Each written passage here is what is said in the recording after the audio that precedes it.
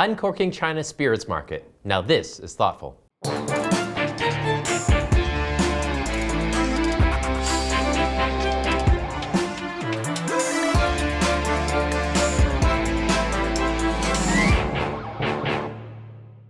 Hello, I'm Trevor Lai in Shanghai. Building Western spirits brands in China is costly and complicated. Luring consumers away from local beer, wine, and a popular white spirit called baijiu requires expensive education and sampling programs.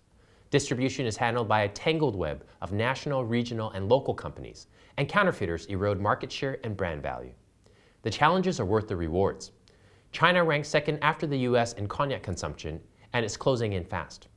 This week on Thoughtful China, we're talking with Cyril Camus, president and owner of Cognac Kemu, about how important China has become for top-shelf brands and how companies like Kemu are localizing their brand image for Chinese palates and wallets. Cyril, thanks for coming in. How important is China for you? What percentage of sales does this market represent? Well, China, I think, has become a very important, huge market for every cognac company, including ours. I think for the overall cognac market now, for the total industry, China represents something near 35% of the volumes that are sold every year. And for our company, it is still a little bit under that number, but still very significant. So I would say anywhere from a quarter to a third. And is that number rising or falling? It is rising. It is rising very quickly. I think for us, we will try to stabilize that number to about a third of our total business, because I always thought it's a little bit unhealthy to rely too much on just one single market. But for a lot of cognac companies today, China being really the key target, they would actually be shifting some of their production, some of their products away from other markets towards China. So we could see China one day feasibly becoming half of total cognac consumption in the world. Well, in relation to that, when do you expect to see China overtake the US? Actually, I think in terms of volumes, it's pretty much on par with the US right now. But China is more of a premium market. The Chinese consumers would tend to favor higher end cognacs, higher price points. So in terms of turnovers, in terms of revenues for the industry, China is already number one by far. Right. But it's interesting that you talk about controlling the percentage that China represents, because it's a theme we've talked about on the show with other brands as well. But with so much room for growth for cognac, does it make a lot of sense to be sort of reining it in at this stage? It does when you realize that cognac is a product with limited production capacity. It is a controlled appellation. It can only be produced in certain part of France. There are quotas on how much can be produced.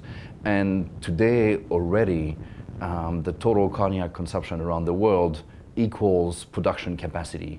So it's really not so much a matter of saying, can I produce more so I can supply the Chinese market? We can't. So it's a matter of saying, how much would I take from other markets to supply China? Which loyal consumers of cognac do I cut off from my product so I can supply those new consumers? And it is a balance, so it's an arbitrage that every company has settled on in different ways, I guess. Sure, and it's a good problem to have. It's a good problem to have, but at the same time, it takes many years or even generations sometimes to build the taste for a particular category in any given country. If all of a sudden you start pulling away product from this, undersupplying the demand, people will turn to other products, to other alternatives. And in the future, it will be very difficult to switch them back to cognac, for example. Sure. And whiskey here in China has also been rising very quickly. Does this make your job harder? Not really, actually. Just because already the total demand for our product is at the level of our production capacities. You could also argue that whiskey is another one of those foreign spirits that help build a consumption habit or a consumption behavior that is more linked to Western products and by default helps cognac as well. Our real competitors here are not so much the whiskey or the wine, for example. It is domestic premium products, premium baijiu and so on, which still probably represents something like 98% of total alcohol consumption in China. Well, you've been visiting China for almost 2 decades. What are some of the biggest changes you've seen in the way that the domestic market views cognac?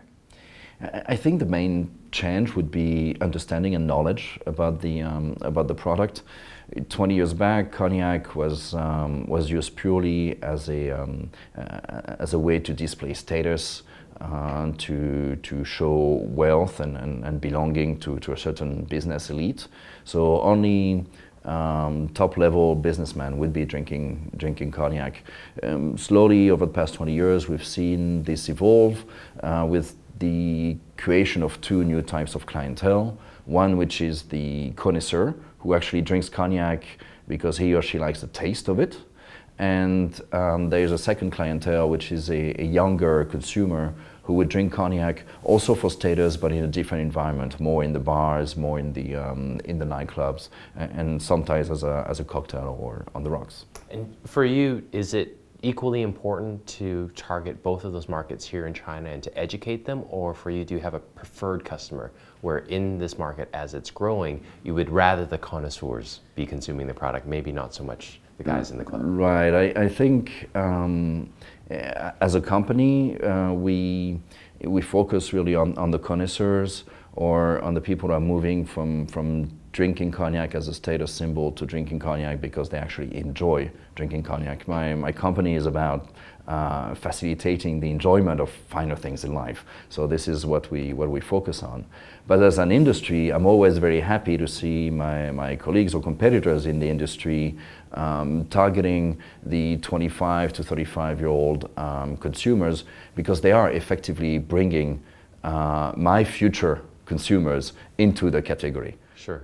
And talking about the future, I mean, now that you've been in China for such a long period of time, looking ahead 5, 10 years, where do you see cognac versus baijiu versus whiskey or whatnot, and the other brands that you're competing with? Where do you see Kemu as a brand in China? I see Kemu getting stronger as a very aspirational, sought-after brand. Because volumes are limited, it's pretty much actually the only way to go for us is to move into the more exclusive, the more rare product aura and marketing style. I would say by default our strategy has been decided for us. So we'll keep focusing on this, keep focusing on the education, on the recruitment of connoisseurs, and as a company, what that means for me and my team is that we have to focus even more than before on always providing the best possible quality product, because this is what people will be looking for. One of our viewers, Hunter McGregor in Shanghai, submitted a question via Twitter, and he asked, how can a small liquor company, even with a good product and a good brand story, gain traction in a market as massive as China? And I think this is a great question for you, because although Kemu is global, really it's the only independent cognac brand that hasn't been acquired by Diageo or LVMH. So how do you stretch your ad dollars to make them work in a market like this? Right. I mean, it is a very unique status now for us, not just in the cognac industry, but I would say in the liquor industry overall. You don't have that many independent, family-owned companies.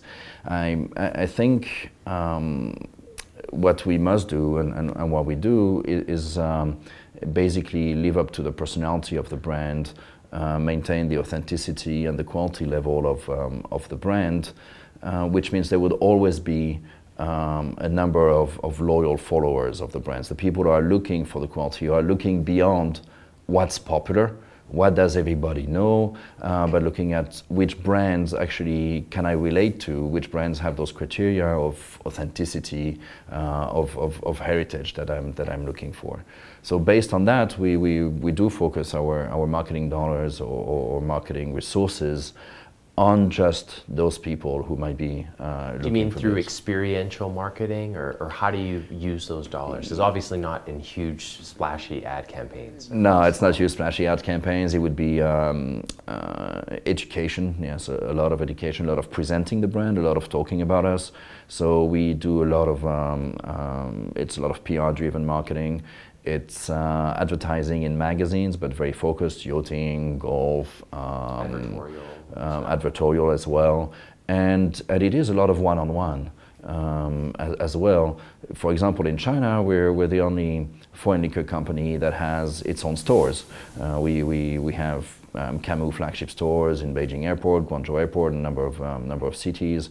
We also have created our own lounge in Beijing, where people can experience the brand in a very physical way. So those are some of the things we would do to establish a direct and very close relationship with our key consumers. Well, and let's talk about how Kemu has adapted, during its growth phase in China. Have you done anything in terms of perhaps the product packaging or the way that it's merchandised? I mean, being able to control your own point of sale obviously is very important, but in areas where perhaps the brand has to compete with others, what have you done to make it stand out in the Chinese market? Number of things. Packaging-wise, we still think in a very global manner. However, packaging does evolve over time. We have to adapt to the new codes of luxury. And the last round of evolving our packaging, we did take China parameters into consideration. One of the key factors being the legibility and understandability of the name of the brand itself. When we are marketing in a country where most consumers do not feel comfortable reading off the name in its original alphabet or its original graphic representation, we have to think of alternate ways to make the brand recognizable.